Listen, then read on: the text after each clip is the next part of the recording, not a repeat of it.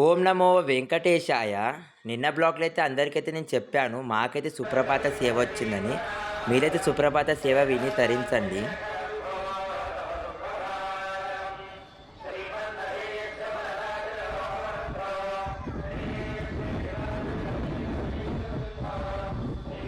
ఓం నమో వెంకటేశాయ. సుప్రభాతమైన తర్వాత స్వామివారికి అయితే తోమాల సేవ.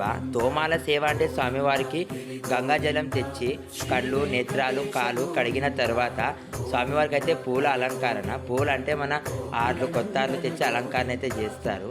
ఇక స్వామివారికి అయితే అలంకరణ చేసిన తర్వాత అయితే స్వామివారికి అయితే కర్పూర హారతి ఇచ్చి నీరాజనం అయితే పలికారు.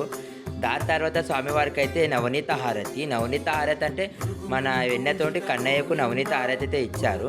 ఈ నవనీత హారతి అయిన తర్వాత స్వామివారికి అయితే లెక్కలప్ప చెప్పుడు.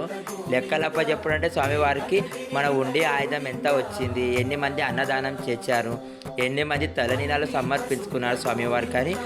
ఇదైతే సేవ కంప్లీట్ అయిన తర్వాత స్వామివారికి అయితే నైవేద్యంలో అయితే స్వామివారికి నైవేద్యంలో మన పులిహోర, దద్దోజనం, వడ, లడ్డు ఇవన్నీ సమర్పించి స్వామివారికి అయితే కర్పూర హారతి అయితే ఇచ్చారు. దీని తర్వాత అన్ని సేవలు అయినా కంప్లీట్ అయిన తర్వాత స్వామివారికి అయితే నక్షత్ర హారతి అయిన తర్వాత స్వామివారికి అయితే నీరాజనం పలికారు. ఇక అందరికైతే దర్శనంకి అయితే అలౌన్ చేశారు. ఈ అన్ని సేవలు అయితే నేను దీని నుంచటి 8-9 దగ్గర అయితే చూసిన నా జన్మం ధన్యమైతే అయింది. మా అమ్మ నాన్న చేసుకున్న పుణ్యమే నాకు వచ్చింది. ఎందుకంటే నవనీత హారతి, నక్షత్ర హారతి, తోమాల సేవ ఇవన్నీ అయితే కళ్ళతో చూసి తరించిపోయాను. మా వాళ్ళ పని అందరైతే వెండి వాకిలి బంగారు వాకిలినే సేవ వచ్చింది. నాకే గరుడాత్రి పక్కపండి స్వామివారి ఎదురుగా.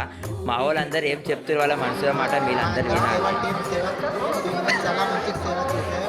ఈ సేవలో అన్ని వీడియోలు మీరు చూసి మీరు కూడా మరీ తిరుమల తిరుపతికి రావాలి అని మా కోరిక. సేవకు రావాలి చాలు.